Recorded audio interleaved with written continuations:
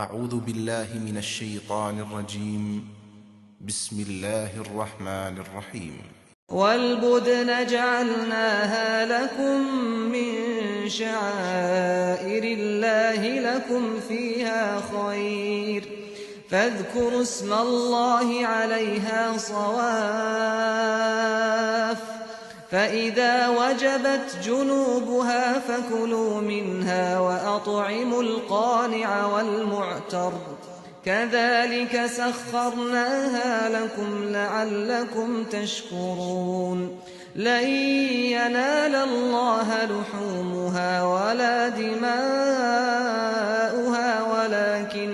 ولكن يناله التقوى منكم كذلك سخرها لكم لتكبروا الله على ما هداكم وبشر المحسنين۔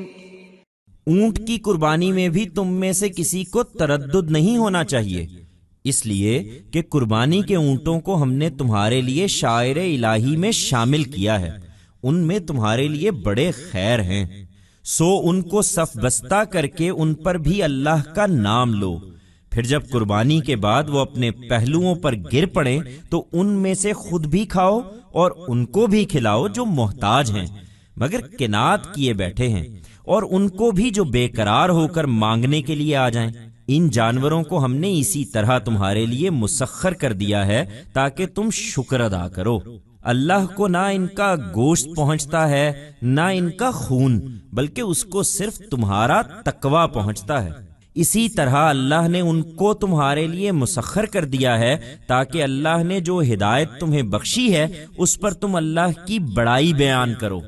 یہی طریقہ ہے ان کا جو خوبی کا رویہ اختیار کریں، اور اے پیغمبر ان لوگوں کو بشارت دو جو خوبی کا رویہ اختیار کرنے والے ہیں۔ None of you should be reluctant in sacrificing camels too, because we have included sacrificial camels in the symbols of God for you. There is a lot of good for you in them. So pronounce God's name on them as well while you make them stand in rows. Then when they fall on their sides after being slaughtered, eat from them yourselves, and feed those also who are needy but show content, and those also who come to ask in unease. We have subjugated for you these animals in this manner so that you may be grateful. Neither does their flesh reach God nor their blood. In fact, only your piety reaches Him. In this way, God has subjugated them for you, so that the guidance God has blessed you with, you exalt God on it. This is the way of those who are thorough, and O Prophet, give glad tidings to those who are thorough.